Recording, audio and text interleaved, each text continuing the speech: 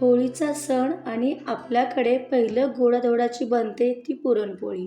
साजूक तुपातली ही टम्म फुगलेली पुरणपोळी एक जरी खाल्ली तरी पोट तर भरतंच, पण मन सुद्धा अगदी तृप्त होऊन जातं. ही पुरणपोळी बघा, अगदी दुसऱ्या वेळेला राहिली तरी ती तितकीच मऊ राहते. पुरण तर बघा अगदी काठोकाठपर्यंत भरलं गेलं, इतकी गुबगुबीत बनवून होते. जेवढा कणकेचा गोळा घेतलाय त्याच्या 3 पट जरी पुरण घातलं तरी सुद्धा ही पुरणपोळी अजिबात फुटत नाही. कितीही मोठा गोल लाटून घ्या, पुरण अजिबात तुम्हाला फुटलेले दिसणार नाही. सगळ्यात महत्त्वाची गोष्ट म्हणजे लाटण्याने अजिबातच न लाटता सुद्धा ही गोल गरगरीत तेलावरची पोळी तयार होते. तर त्यासाठी कणिक कशी भिजवायची, पुरण कसं तयार करून घ्यायचं, हे सगळं आपण या व्हिडिओमध्ये बघणार आहोत. नमस्कार, सुनंदा होम कुकिंग चॅनलमध्ये तुम्हा सगळ्यांचं स्वागत आहे. पुरणपोळी म्हटली की थोडीशी पूर्वतयारी. इथे मी एकाच वाटीने 2 वाट्या चणा डाळ घेतले. बरोबर अर्धा किलो चणा डाळ आहे. 2 ते 3 पाण्याने स्वच्छ धुवून डाळ घ्यायची आहे. डाळ अशी स्वच्छ धुवून घेतली की त्यातलं स्टार्चचं प्रमाण कमी होतंच आणि पचायला देखील हलकी होते. आणि आता त्याच्यामध्ये 1 तांब्याभर पाणी घातले. 1 तासभर तरी डाळ छान भिजली पाहिजे. आणि 1 तासानंतर बघा डाळ छान भिजली. थोडीशी अशी हाताने पण बघायची, मस्त भिजले. आता याच्यात थोडीशी हळद आणि 1 पळीभर तेल घालते, म्हणजे छान डाळ शिजते आणि हळदीमुळे पुरणाचा रंगही छान येतो. अर्धा किलो डाळ आहे, 2 डब्यात व्यवस्थित शिजली जाईल. इथे मी कुकरला थोडंसं पाणी घातले. पुरणपोळीचा स्वयंपाक म्हटलं तर मग एक करायला नको वाटतं. कुकरला डाळ भात सगळं लावलं की एकदमच होऊन जातं. आणि प्रत्येक डब्यावरती प्लेट मात्र आवर्जून ठेवायची. 4 बटाटेही वरती घातलेत, भाजीला होऊन जातील. आणि आता बरोबर 3 शिट्ट्यामध्येच आपलं कुकर होणार आहे. कुकर होतोच आहे तोपर्यंत आपण कणिक भिजवून घेऊयात. तर त्यासाठी आपण जी डाळीसाठी वाटी घेतली होती त्याच वाटीने मी इथे 2 वाटी गव्हाचं पीठ घेते आणि त्याच्यामध्येच 2 वाट्या मैदासुद्धा घेते. इथे संपूर्ण 4 वाटी गव्हाचं पीठ घेतलं तरीही चालेल, पण मी नेहमी निम्म गव्हाचं पीठ निम्म मैदा घालते. चवीपुरतं मीठ, लहान चमचा हळद घातले. आधी हे पिठामध्ये व्यवस्थित सगळं मिक्स करून घेऊयात. आणि आता थोडं थोडं पाणी घालून हे पीठ भिजवून घ्यायचं आहे. जसं आपण पीठ चपातीला भिजवतो तर त्याच पद्धतीने ते पीठ भिजवून घ्यायचं आहे. बरं, याच्यात तेलाचं मोहन किंवा पीठ सुरुवातीला सैल भिजवून ठेवणे किंवा मग कणकेचं गाठोडं पाण्यात ठेवणे असं पण काही करायचं नाही. नेहमी चपातीला पीठ भिजवतो त्याचप्रमाणे इथं पीठही भिजवून घेतले. आता 1 चमचाभर पाणी फक्त वरून पिठाला लावून घेते आणि 1 तासभरासाठी आपल्याला ओल्या रुमालाखाली पीठ हे असंच साईडला ठेवून द्यायचं आहे. कुकर तर आपला झालाच आहे 15 मिनिटांनी बरोबर. गॅस बंद केला आणि आता डबे बाहेर काढून घेते. तर हे बघा, प्लेट ठेवला की नाही डब्यांच्या वरती तर मग मिक्स होत नाही. भातही छान शिजला आहे, बटाटेही छान शिजलेत आणि डाळ तर अगदी छानच शिजले. तुम्हाला दाखवते मी. सेपरेट डबे घातले, त्यावर प्लेट ठेवल्या तर कुकरही खराब होत नाही. मस्त मऊ शिजले आणि अशीच डाळ शिजली पाहिजे. पूर्ण अशी हाताने जरी दाबली तरी पटकन ती चुरली गेली पाहिजे. आता डाळीत थोडंसं गरम पाणी करून घालते, म्हणजे त्याचं येळवणी काढता येईल. आपल्याला कटाची आमटी देखील करायची असते. गरम पाणी करून घातलं की आपल्याला जेवढं पाहिजे तेवढं येळवणी काढता येतं आणि मग कटाची आमटीही छान होते. चाळणीवर आधी सगळं डाळ निथळून घेऊया. एवढं येळवणी खूप झालं, खूप जास्त पातळही नाही, जास्त घट्टही नाही. तर इथे बघा, डाळ गरम असतानाच मी सुरुवातीला डाळ बारीक करून घेते. अशी डाळ पटापट बारीक होते, खूप जास्त वेळ घेत नाही. 1-2-3 मिनटामध्ये ही डाळ अशी बारीक करून होते, कारण गरम असते ती. आता ज्या वाटीने आपण डाळ मोजून घेतली होती तेवढ्याच 2 वाट्या भरून मी बारीक चिरलेला गूळ घेते. म्हणजे इथं बघा, जेवढी वाटी डाळ घेतली तेवढाच गूळ आणि वजनामध्ये बरोबर अर्धा किलो गूळ भरतो. गोडाचं प्रमाणही परफेक्ट राहतं. म्हणजे जितकी डाळ आहे थोडा बारीक चिरून गूळ घ्यायचा आहे. आता हे आपल्याला लो फ्लेमवर एकसारखं ढवत राहायचं आहे. सुरुवातीला मिश्रण थोडंसं घट्ट असतं, नंतर ते हळूहळू पातळ होतं.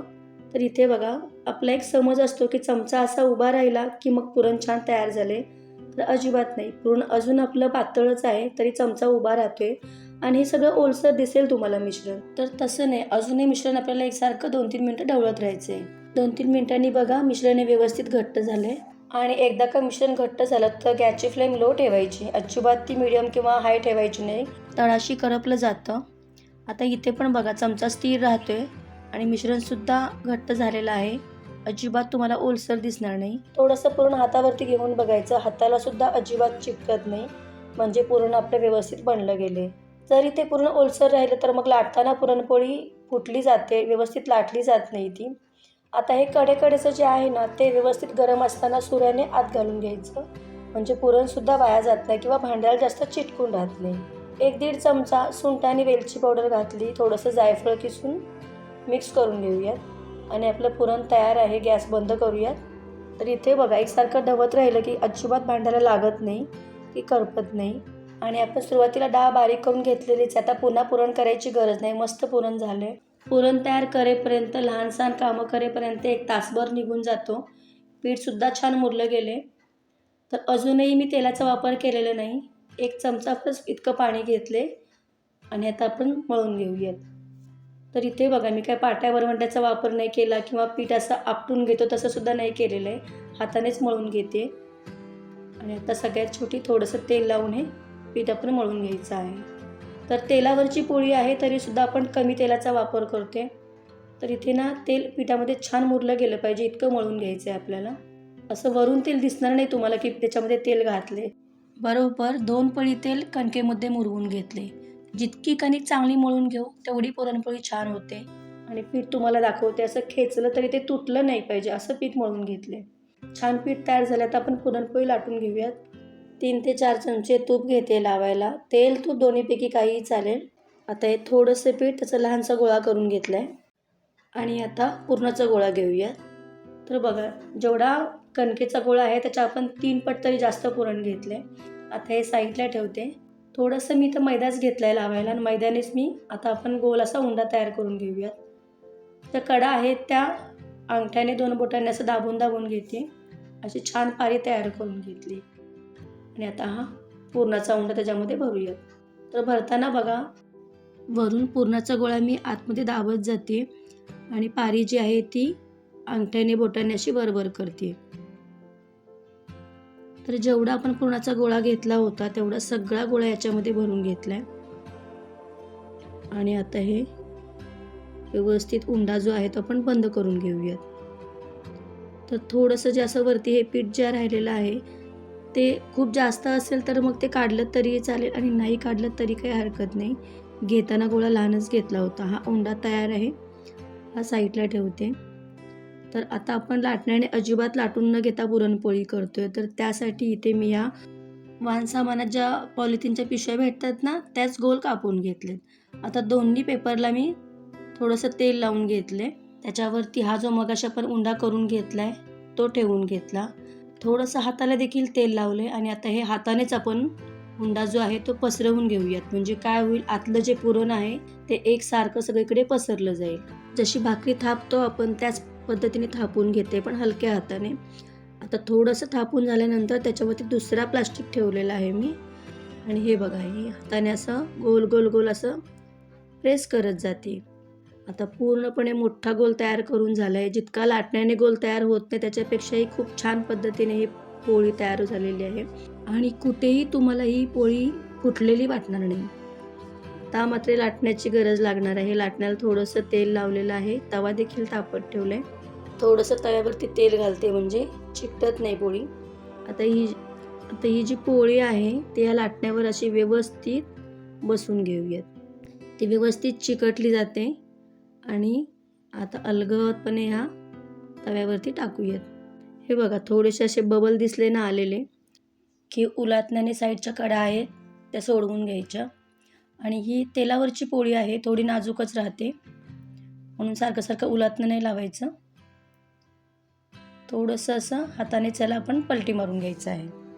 तर 2-1 मिनटं तरी लागतात शेकण्यासाठी. आणि पुरणपोळी सारखी उलटसुलट करत नाही बसायचं. एक बाजू व्यवस्थित शेकवून घ्यायची आणि मगच उलटसुलट करत राहायची. एक बाजू शेकल्यानंतरच मग तेल किंवा आपण तूप जे लावणार असू ते लावून घ्यायचं. म्हणजे काय होतं, पुरणपोळी कडक राहत नाही, मस्त सोनेरी रंगावर भाजली तरीही ती मऊच राहते. तर सगळीकडून अशी व्यवस्थित शेकवून घ्यायची. आणि बघा इथे कशी दिसते तुम्हाला पुरणपोळी, अगदी टम्म फुगलेली पुरणपोळी आहे आणि लाटण्याने तर अजिबात लाटून घेतलेली नाही तरीसुद्धा इतकी सुंदर अशी बनवून झालेली आहे. तर पहिल्यांदा जरी तुम्ही तेलावरची पोळी करायला घेतली तरीही तुम्हाला ती सोपी वाटेल आणि तुमच्या पुरणपोळ्या ह्या व्यवस्थितच बनल्या जातील. तर दोन्ही बाजूंनी छान शेकली गेली. आपण आता ही काढून ठेवूयात. तर या अशा बुट्टीमध्ये काढून ठेवायच्या पुरणपोळ्या, म्हणजे त्या व्यवस्थित राहतात. आता उरलेल्यासुद्धा अशाच पद्धतीने करून घेत आहे. तर मी जे काही अर्धा किलो डाळ आणि जे कणिक भिजवली होती त्याच्यामध्ये एकसारख्या 16 पुरणपोळ्या झालेल्या आहेत आणि करायला सोपी रेसिपी आहे. जर तुम्हाला माझ्या रेसिपी आवडत असतील तर तुम्ही त्या घरी नक्की करून बघत चला. व्हिडिओ आवडला तर लाईकसुद्धा करत चला. झाल्या गरम गरम पुरणपोळ्या वाढायला घेते म्हणून ताटात तुम्हाला कमी दिसतील, पण थिकनेस बघा पुरणपोळीचा किती जाड आणि गुबगुबीत अशा बनवून झाले. आणि मस्त अशी पुरणपोळीची रेसिपी तयार आहे. साजूक तुपाबरोबर आणि दूध आहे किंवा मग गुळवणी. गुळवणी तर आमच्याकडे बनवलंच जातं. छान लागते पोळी त्याच्याबरोबर. हा व्हिडिओ आवडला तर नक्की करून बघा. लाईकसुद्धा करत चला. थँक्यू.